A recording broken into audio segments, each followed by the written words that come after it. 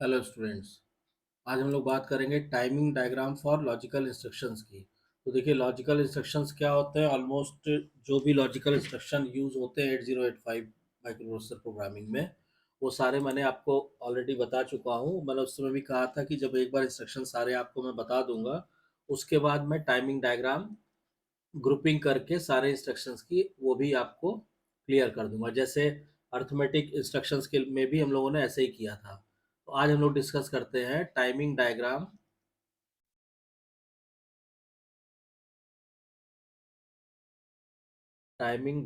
For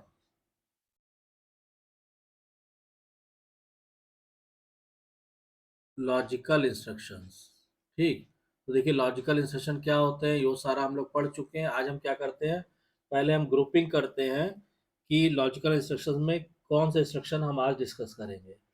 तो देखिए, आज जो हम लोग डिस्कस करेंगे वो इंस्ट्रक्शन डिस्कस करेंगे जिसमें जो नंबर ऑफ टी स्टेट्स जो यूज होते हैं उस इंस्ट्रक्शन को एग्जीक्यूट करने में, उन इंस्ट्रक्शन को एग्जीक्यूट करने में number of T states use होते हैं, 4 टी स्टेट, 4। तो ऐसी कौन सी इंस्ट्रक्शन है जिसमें केवल 4 टी स्टेट्स यूज होते हैं, वो पहले आपको लिखना पड़ेगा। तो हमारे में जैसे जो ऑलरेडी हम लोग पीछे पढ़ चुके हैं, जो इंस्ट्रक्शन जैसे ANA R, ठीक है, पहला इंस्ट्रक्शन ये हो गया। दूसरा हो गया आपका ORAR, ये सारे इंस्ट्रक्शन आपको पढ़ाए जा चुके हैं। तीसरा हो गया XRAR।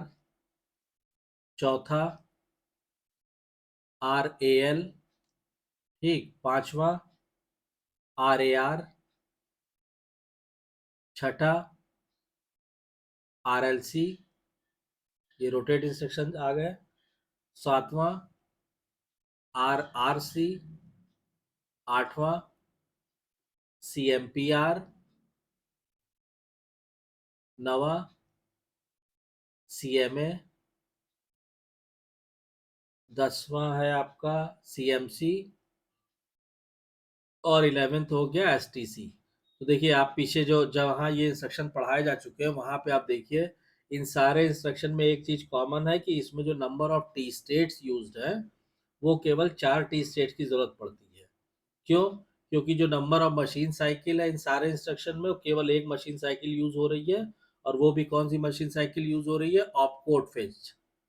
opcode phase machine cycle is being used in these instruction, and this machine cycle requires only 4 t states। तो इन सारे इंस्ट्रक्शंस को इसलिए हमने एक ग्रुप में डाल दिया है। ठीक। यानी इन सारे इंस्ट्रक्शन में एक कॉमन बात ये है कि केवल एक मशीन साइकिल यूज हो रही है, और वो भी कौन सी? Opcode phase. और इस वजह से केवल 4 टी स्टेट्स यूज हो रहा है, T1 T2 T3 T4। अब इसमें क्या होता है कि एक चीज और ध्यान रखने वाली है कि the program counter places an address on the low order and high order address बस। The opcode of the instruction is read into the microprocessor from the addressed memory location and is decoded। ये कार्रवाई होती है इन instructions में। ठीक है। कि program counter क्या करता है, वो केवल प्लेस करता है एड्रेस को low order and high order address bus पे। और opcode, the opcode of the instruction, जो इंस्ट्रक्शन का ऑपकोड है वो रीड किया जाता है, that is read into the microprocessor from the address memory location and is decoded. तो ये कार्रवाई होती है इन इंस्ट्रक्शंस में। अब इसका हम टाइमिंग डायग्राम जो है ड्रॉ करते हैं, और साथ ही साथ आपको बताते चलेंगे कि कैसे और क्या हो रहा है इसमें।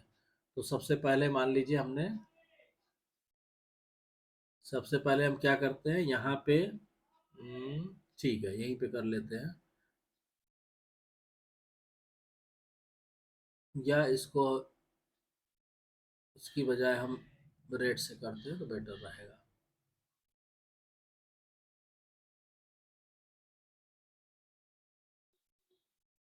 ये सबसे पहले हमने टाइमिंग डायग्राम का ये बना लिया हमने, इसका आउटर बॉर्डर्स। ठीक है। अब इसमें क्या होगा, कौन सा इंस्ट्रक्शन पहले हमें शो करना है वो तो हम यहाँ दिखाएंगे, ऑपकोड फेच। ठीक। फिर उसमें टी स्टेट्स कितने होंगे वो हम यहाँ पे दिखा देंगे। ठीक है। और उसके बाद जो जो पल्सेस और जो जो इंस्ट्रक्शन आनी है वो हम कर। तो सबसे पहले हम यहाँ पे लिखते हैं कि यहाँ पे पूरा इंस्ट्रक्शन जो है वो यहाँ पे हमने लिखा ऑप कोड पेज, ये मशीन साइकिल एग्जीक्यूट हो रही है पूरे में। ठीक। अब इसमें टी स्टेट्स की जरूरत कितनी पड़ेगी, 4 टी स्टेट्स की। तो ये हमने डिवाइड कर दिया T1 T2 T3 T4 में।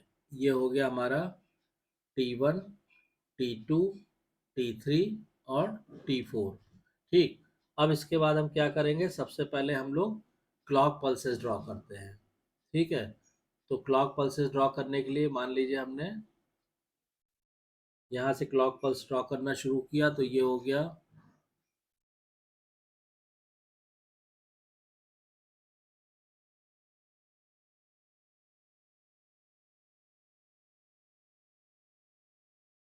ये हो गई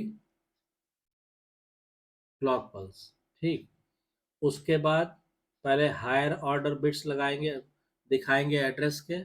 तो पहले आप एड्रेस का दिखाइए। ये लिया आपने।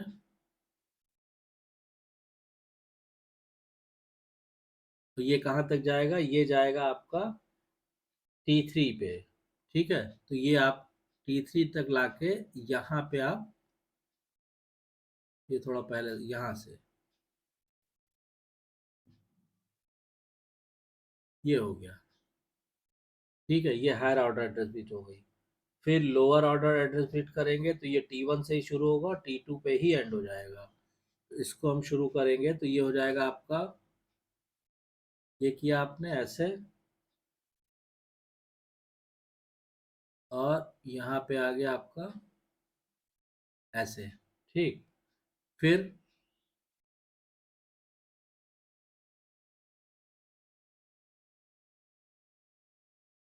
ये हो गया, ये जाएगा आपका T3 तक ऐसे। ठीक। और ये हो गया। ठीक। उसके बाद एड्रेस लैच एनेबल सिग्नल आप बनाएंगे। तो एड्रेस लैच एनेबल सिग्नल जब आप बनाएंगे तो वो किस तरह आएगा, वो आएगा आपका केवल T1 में एक्टिव होगा। ये बनाया आपने ऐसे, ऐसे, ऐसे एंड सो ऑन। ये हो गया ALE। उसके बाद input output oblique memory signal. तो यहाँ पे मान लीजिए आ जाएगा आपका input output oblique memory signal, आप ड्रॉ करेंगे तो ये आपका आ जाएगा इस तरह। और ये हो गया इनपुट आउटपुट ऑब्लिक मेमोरी। यहाँ पे ऐसे दिखा दीजिए।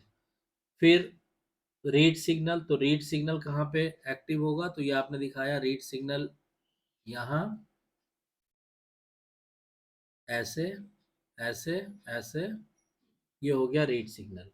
उसके बाद स्टेटस सिग्नल जो है, स्टेटस सिग्नल आपको यहाँ दिखाना पड़ेगा। तो ये आपने दिखाया ऐसे। ठीक है। फिर ये लास्ट टी साइकिल तक गया इस तरह, और यहाँ पे आया ऐसे, और ये लास्ट तक गया इस तरह। ठीक। अब कौन सा सिग्नल क्या है इसको आप मेंशन कर दीजिए। तो इसमें वन बाय वन जब हम मेंशन करेंगे इसको कौन सा सिग्नल क्या है, तो देखिए ये तो क्लॉक सिग्नल हो गया, ये क्लियर है, इसमें कोई कंफ्यूजन नहीं है। उसके बाद ये जो बिट्स हैं ये हो गए A15 से और A8 तक। ठीक। उसके बाद इस A15 से A8 में क्या होगा कि PCH, ये तो higher order program counter higher order bits PCH, और ये हो जाएगा आपका PC इक्वल टू PC+1। यहाँ पे हो गया PC इक्वल टू PC+1। ठीक है। हाई ऑर्डर मेमोरी एड्रेस हो गया, this is high order memory address. ठीक है। और ये इसको ये डिक्लेयर नहीं रहता तो यहाँ पे लिख देंगे अनस्पेसिफाइड। ठीक। उसके बाद लोअर ऑर्डर में आ जाइए तो ये एड्रेस और डाटा बिट दोनों हैं, तो AD7 से AD0 तक। ये क्या होगा, ये हो गया PCL ये हो गया लो ऑर्डर एड्रेस, तो यहाँ हम लिख देंगे लो ऑर्डर एड्रेस। ठीक, ये हो गया ऑप कोड। ठीक है, और इसको हमने मार्क किया फ्लोटिंग। ठीक है, अब ये जो सिग्नल है, ये कौन सा सिग्नल है, ये हमें मालूम है, this is address latch enable signal, जो देखिए केवल T1 स्टेट में एक्टिव हो गया।